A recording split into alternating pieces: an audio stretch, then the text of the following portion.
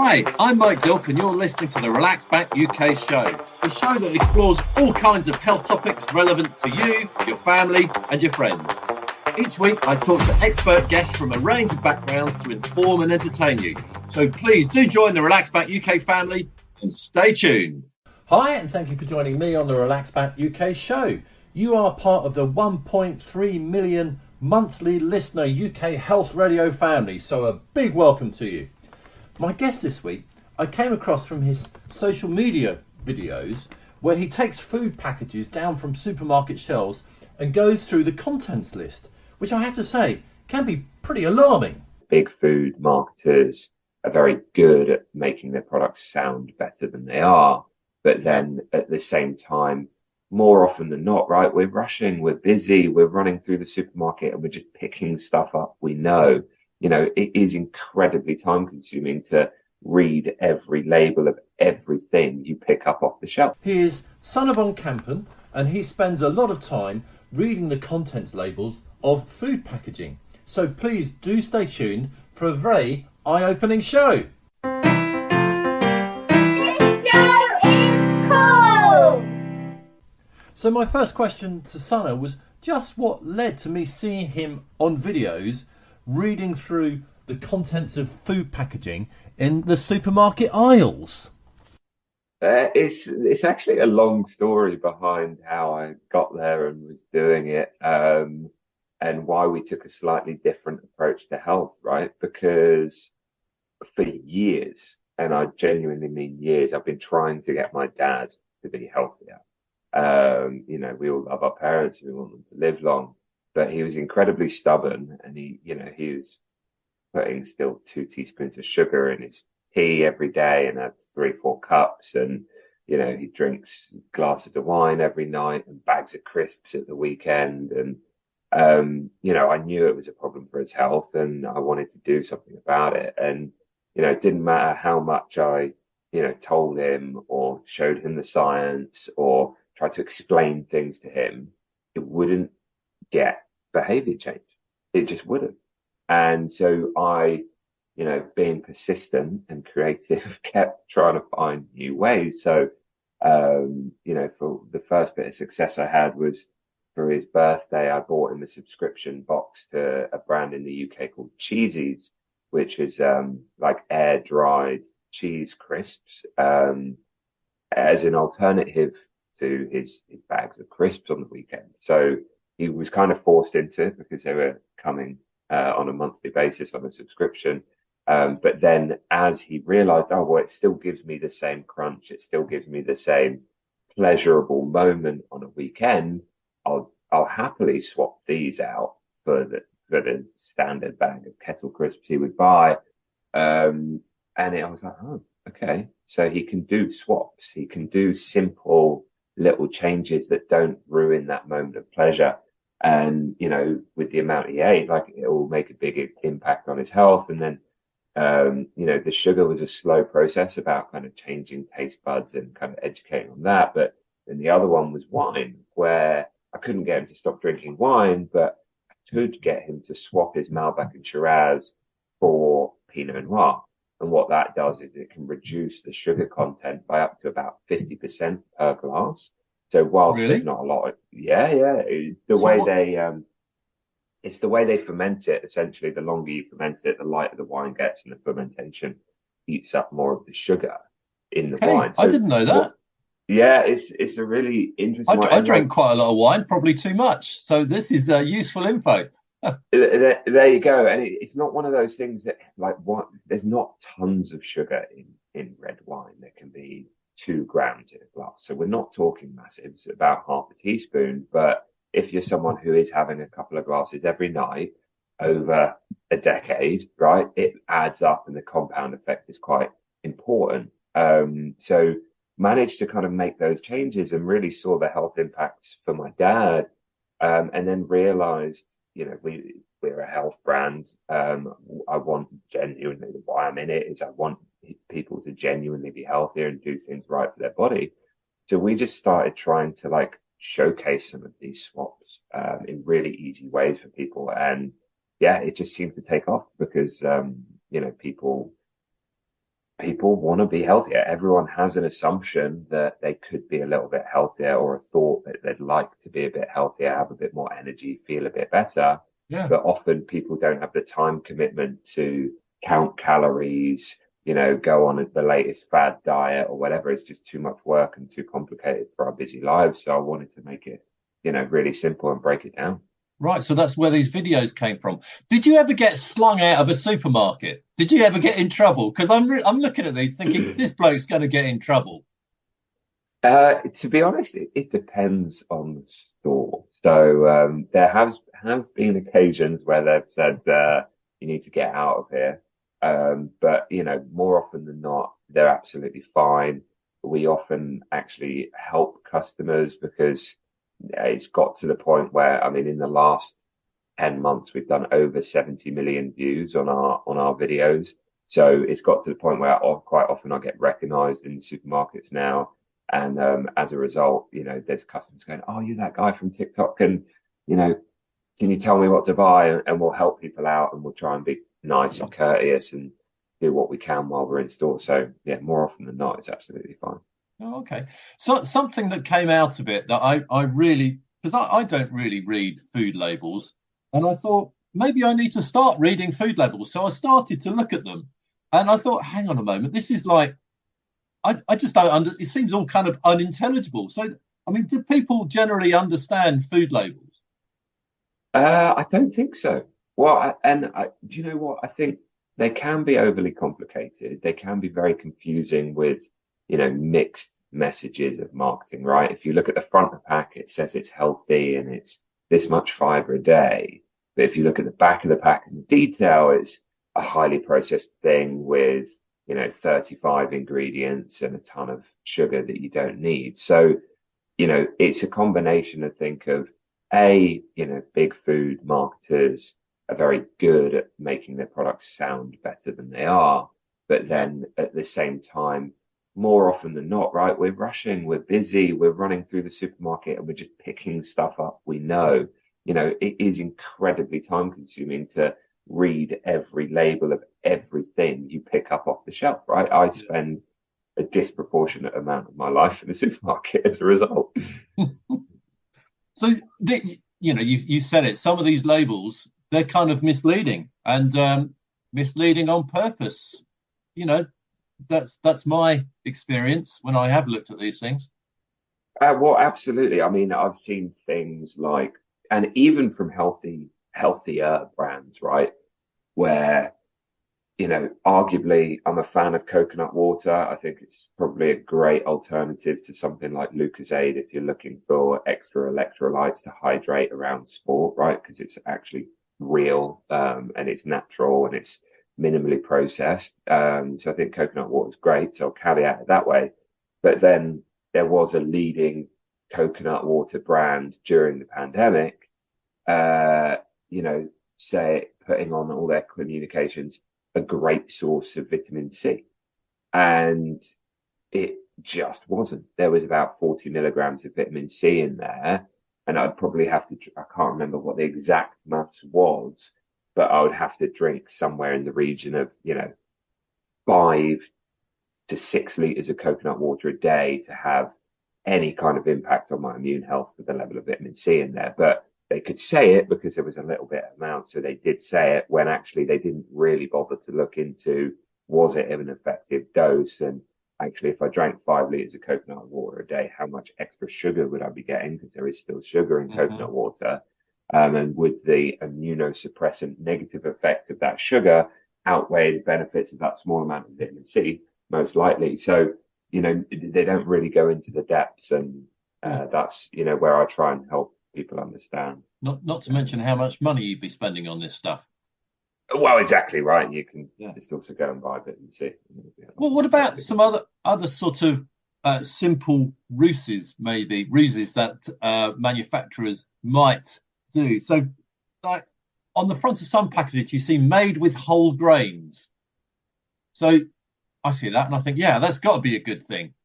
But you turn it round and it can be a different story.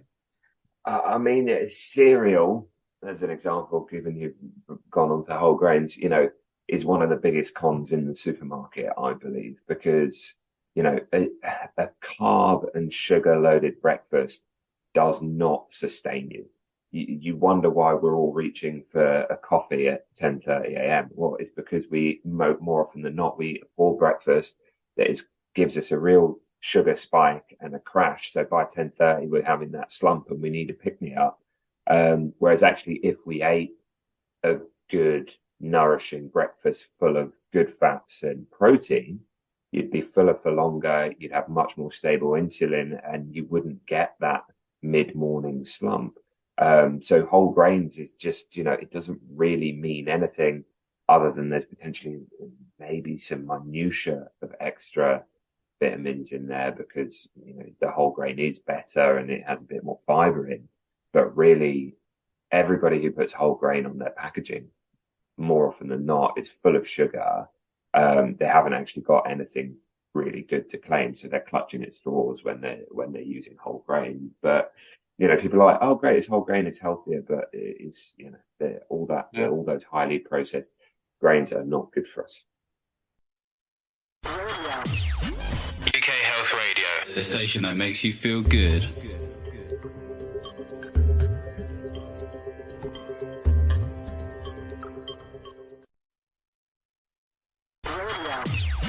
UK Health Radio, the station that makes you feel good.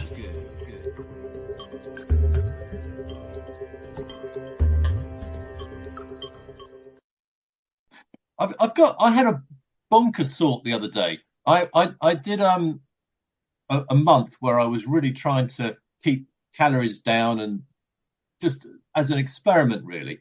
And I had an app on my phone and I could point it at the label, at the little what's it called? The little thing you can read. Barcode. The barcode. That's it. Thank you. Yeah. And then it would come up and it would tell you what it was and how many calories were in it. And I found that quite useful. And I thought, hang on a moment. I wonder if you can go another step. And so that you can use the barcode and get some really good, sensible information on what's in it. Not just the calories, but, the amount of fat and salt and this kind of stuff, the stuff you really need to know. Now, you're nodding your head. Does such a thing like that actually exist? Or is that wishful thinking? No, it does. There's a few apps that do it. I can't remember all their names, but there's one called Yuka, Yuka, which tries to do a similar thing and, showcase what's good and bad about a product by just simply scanning the barcode. So it is out there. It is possible. It is helpful. But I still tend to find them quite complicated and convoluted because they try and give you everything. Right. And there's a lot of data and information still in there, and then they don't have every product in the database. So then they're not perfect, but I'm sure they will get better and definitely help a lot of people for sure. One area where I get confused, if say it's talking about salt or something, and it gives number of grams of salt, I've got no idea what that means. I want it in like teaspoons of salt because I know what a teaspoon looks like, but I've really no idea how many grams of salt a teaspoon is. Well, and you're exactly right. It's often in a context that's very hard for us to quantify, whether it's grams of sugar or grams of salt or anything else. It's hard for us to understand in the real world what that means. And then, in addition to that, what I would say is there's always nuance in the conversation, which these apps can't pick up, right? So if you're talking to me about sodium levels or salt levels, I would ask you, well, what's the source and type of salt? Because salt in its natural state, as Celtic sea salt or Himalayan pink salt, is actually an essential mineral that your body needs. So if you're having good quality natural salt, I wouldn't say you need to worry about the grams of salt in it. But if you're having highly processed table salt in a ready meal, absolutely, you want to try and avoid over consuming that stuff because it strips out all the essential trace minerals and is just left with, the pure sodium chloride and often anti-caking agents and other things which aren't that good for your body to process. So, it's nuance, and that's the hardest part about this whole conversation. Is salt good or bad? it depends. Is sugar good or bad? It depends in what context. It's that nuance that often these apps, big food, government, health guidelines, you name it, tend to miss, which is the difficulty. Yeah. So you started off the conversation talking about how you got into this, and you're saying that your raison d'etre is to help people to kind of understand what they're eating, give them advice so that you can eat more healthily. So Tonic Health is your company. What do you do other than run around supermarkets and make videos?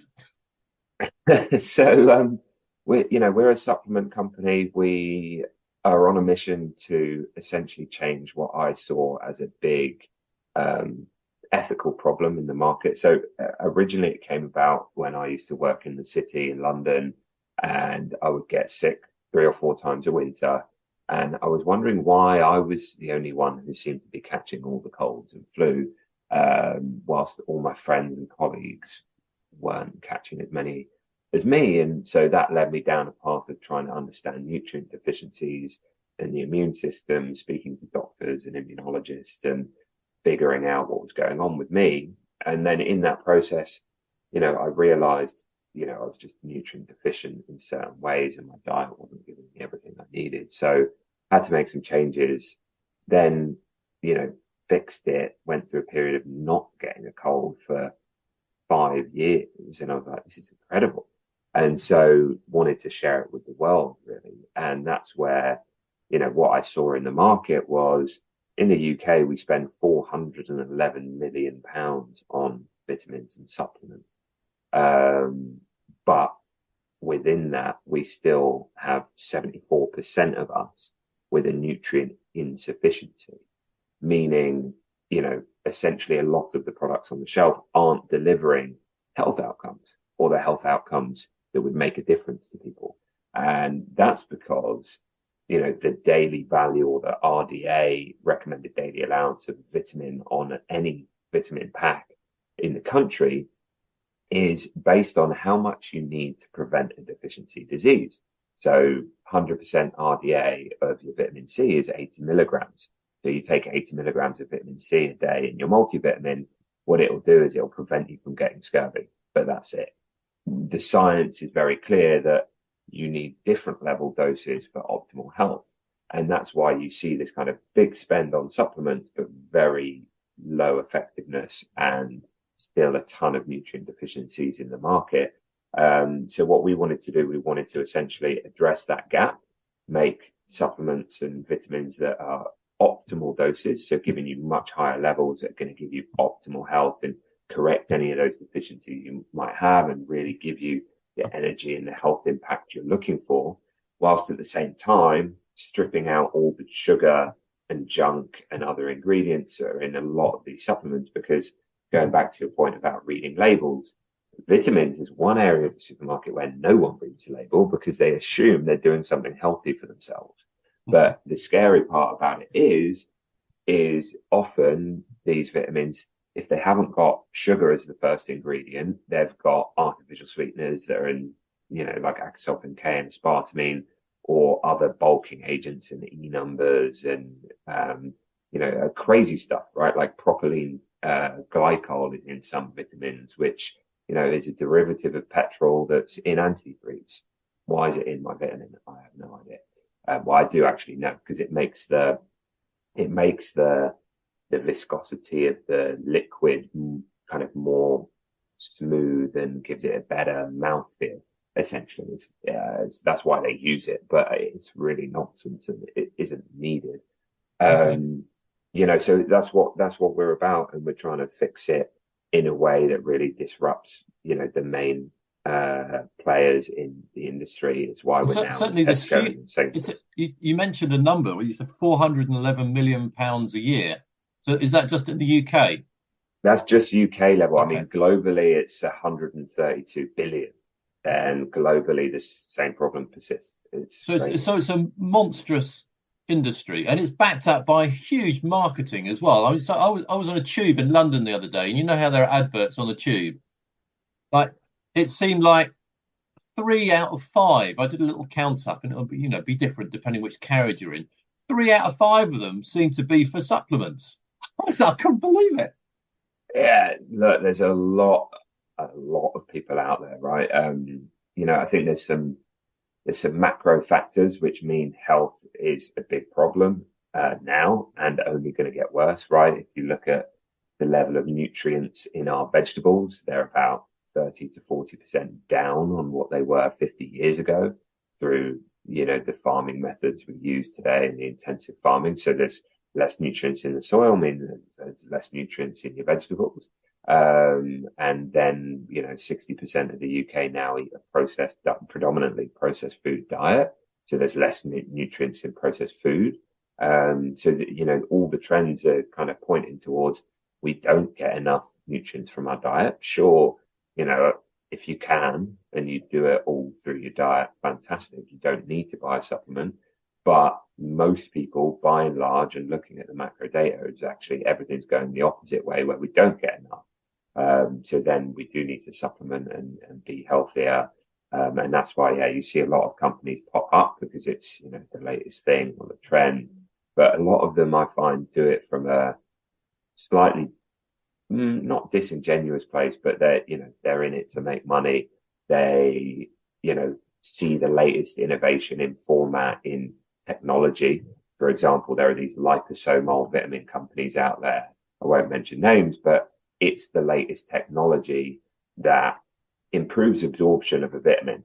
The technology is true and works, but the application of it often doesn't make sense for a consumer. So to give you an example, because it's so expensive, they'll sell 1,000 milligrams of vitamin C for £2, right? Very expensive as a single serve. But then you can have my product, which is up to 90% absorption, and per serve we're 40p.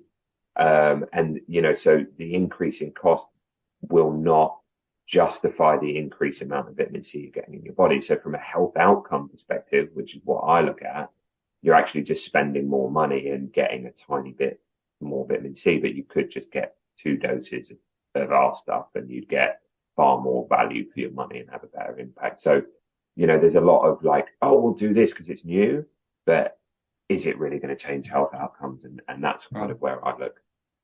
Okay. So, Sunna, you're saying your products are not full of fillers and things that aren't required and are essentially the real deal. To produce them, you must have had some input from.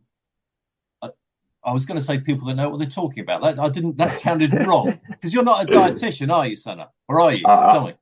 No. Listen. I'm fully transparent. I'm not a qualified dietitian, doctor, nutritionist, you name it. I'm self-taught. I've spent probably the last 10 years in the health food industry looking at health and food products, and then use my personal experience of friends, family who I've helped and coached to try and, share what I know and make a difference. But at the same time, we do have a nutritionist in our business, in our team.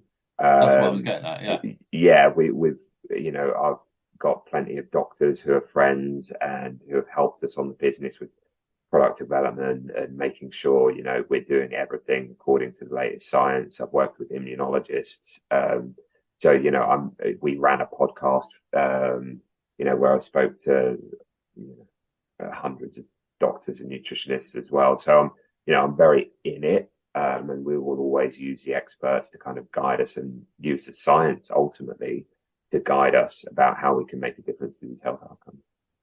Excellent. So if people are listening to this and they're thinking about, taking some supplements, or maybe they are taking supplements and they're not happy with it, or they just want to find out a bit more in general about supplements, but also about Tonic Health, what are some good resources for them? It's a good question. I mean, honestly, I think the best resources are actually on social media these days. And I know I'm biased because that's where we put most of our health content out. But, essentially, these live well guides and these big governmental kind of recommendations, they're often outdated. They take years to write, and then by the time they're published, they're already outdated because our knowledge and our science moves so quickly. And they're often influenced by big food as well about what you can and can't say. And I've seen the cereal industry's report to the government about how cereal is a fundamental part of the British breakfast diet, and it's critical to fiber consumption. And it's all kind of lobbying work, right? Which isn't truth of what people need to be eating for breakfast, because they're not going to be recommending what I do, which is say, look, you know what, eggs and are probably the best thing you can eat in the morning. And if not that, probably Greek yogurt, plain Greek yogurt, because it's high in fat and protein. So yeah, it's a complicated world. It's difficult to understand who to trust. But what I would say is the latest and greatest science and information tends to come out on social media first, because there's a lot of health experts, influencers, doctors, dietitians, nutritionists, myself, who are trying to advance the conversation and will advance it without any kind of corporate biases. Right. I guess that's what you need. Lack of bias.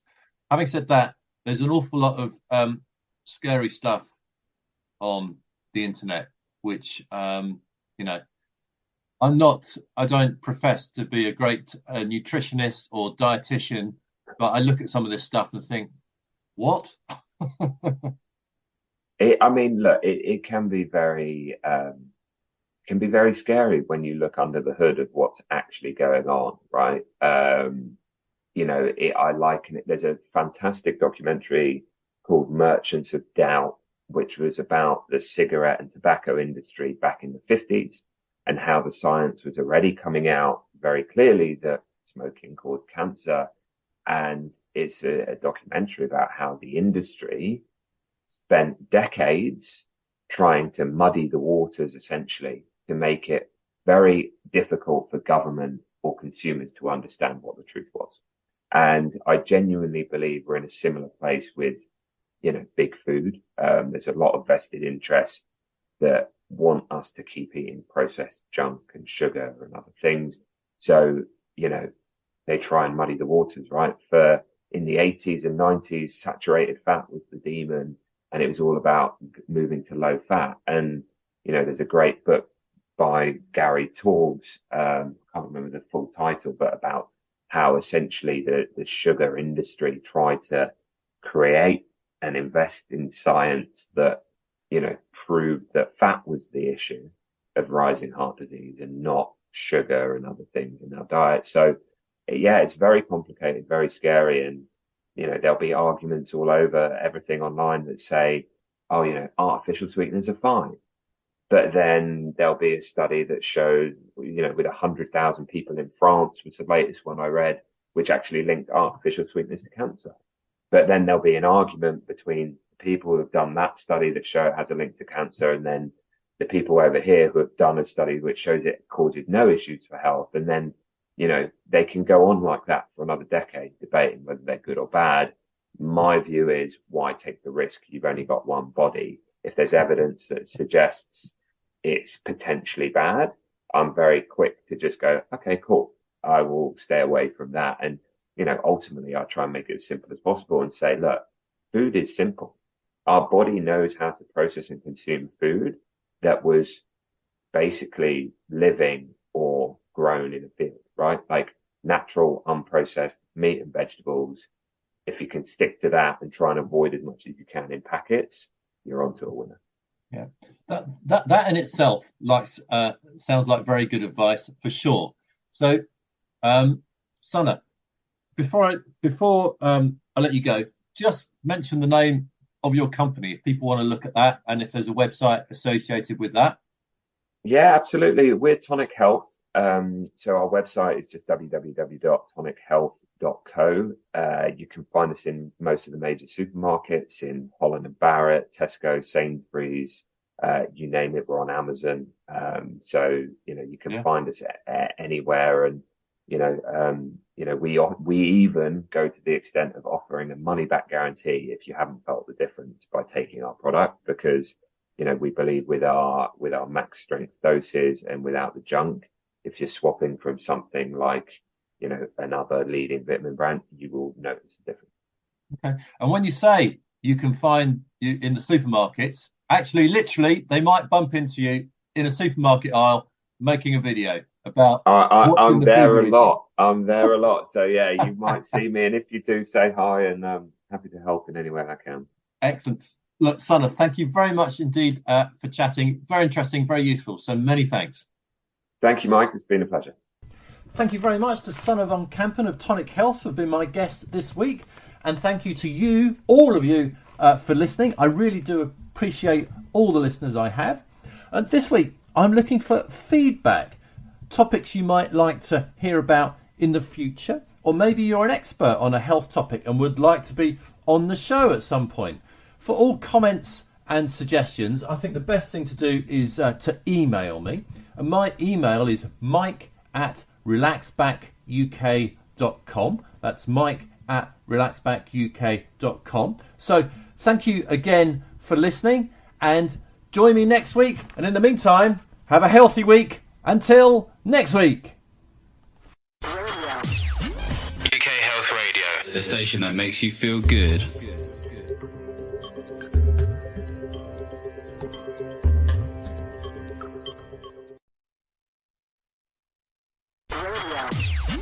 UK Health Radio, the station that makes you feel good.